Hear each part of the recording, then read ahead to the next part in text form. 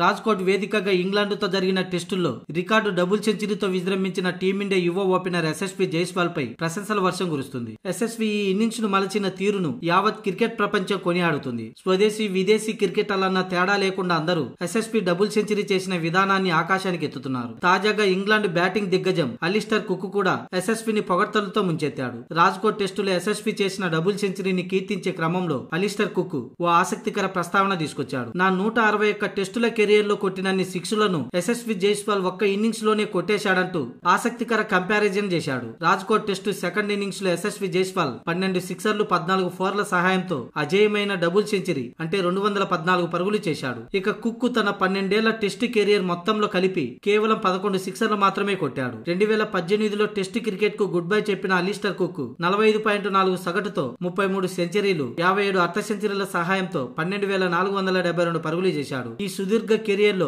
1442 ఫోర్లు కొట్టిన Alastair cook కేవలం 11 సిక్సర్లు మాత్రమే తన ఖాతాలో ఉన్నాయి. అయితే అలిస్టర్ కుక్ తో పోలిస్తే స్వల్ప కెరియర్ కలిగిన యశస్వి జైస్వాల్ కెరియర్ ఆరంభ దశలోనే అంటే యశస్వి తాను ఆడిన 7 టెస్టు మ్యాచ్ల్లోనే 25 సిక్సర్లు 90 ఫోర్ల సహాయంతో 71.8 సగటుతో 861 పరుగులు చేశాడు. ఇందులోనే 2 డబుల్ సెంచరీలు, ఓ సెంచరీ, 2 అర్ధ సెంచరీలు ఉన్నాయి. యశస్వి జైస్వాల్ టెస్టు ఫార్మాట్ తో పాటు T20లోనూ ఘనమైన ట్రాక్ రికార్డు ఉంది.